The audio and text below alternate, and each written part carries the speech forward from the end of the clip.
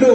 అన్నా అన్నా అన్నా మా తమ్ముడిని కేసీఆర్ పిలిచిందట 200 కోట్లు ఇస్తామని బీఆర్ఎస్ పార్టీ సపోర్ట్ చేస్తే మరి నువ్వేమి ఇస్తావనంటే నేను దోసా క్రౌడ్ ఇస్తా అని చెప్పి అన్నవే రేవంత్ రెడ్డి సంకల్పం వచ్చాడు. ఇక తమ్ముడు కేసీఆర్ దగ్గరికి పోయాడు.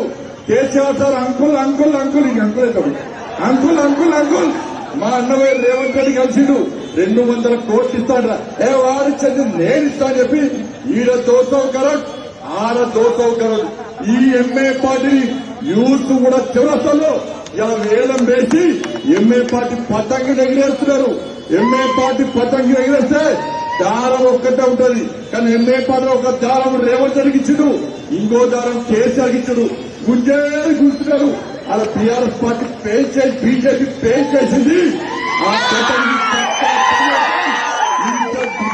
లో బీఆర్ఎస్ పార్టీ కాంగ్రెస్ పార్టీ సంఘటనలో చూడడానికి ఇలా భారతీయ జనతా పార్టీ కార్యకర్తలు సిద్ధంగా ఉండాలని చెప్పి అందుకే ఐదారు ఇచ్చేసింది. ఇలా బీఆర్ఎస్ ఏం చేశాడు 10 సంవత్సరాల్లో అలా సల్కాం చెరువులో ఎంఏ పార్టీ వాడు కాలేలు కట్టుకుంటే ఇలా కబ్జాలు చేసి కాలేలు కట్టుకుంటే వ్యాపారం చేస్తే వాటితో పార్ట్నర్షిప్ పెంచుకొని బీఆర్ఎస్ పార్టీలు పొట్టు పైసలు చంపారు.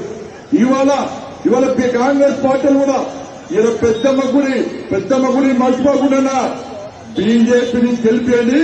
పెద్దమ్మ గుడి నిర్మాణం ఎక్కడ జరగదు.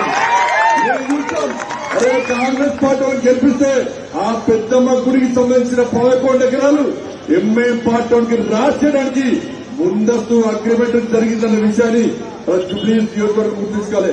అందుకే భారతీయ జనతా పార్టీని గెలిపించండి. అన్నా జూబ్లీ సదా ఏ బిడ్డా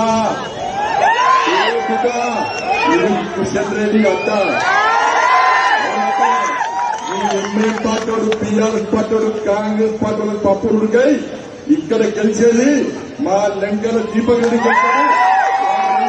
గారి నాయకత్వంలో భారతీయ జనతా పార్టీ కార్యకర్తలు కూడా కష్టపడి పనిచేస్తుందిగా మీ అందరికీ విజ్ఞప్తి చేస్తూ ఆలస్యంగా వచ్చిన పోలీస్ బుద్ధి యువతన అమరవీరుల త్యాగాలను గుర్తించుకోవాల్సిన అవసరం ఉన్నది. పోలీసులు మన కోసం త్యాగం చేశారు.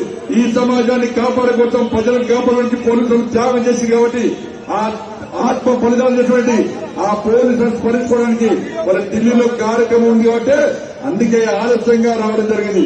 పెద్ద మనతో అర్థం చేసుకొని క్షమించాల్సిందిగా మీ అందరికీ విజ్ఞప్తి చేస్తున్న భారత్ మాతాకి జై శ్రీరామ్.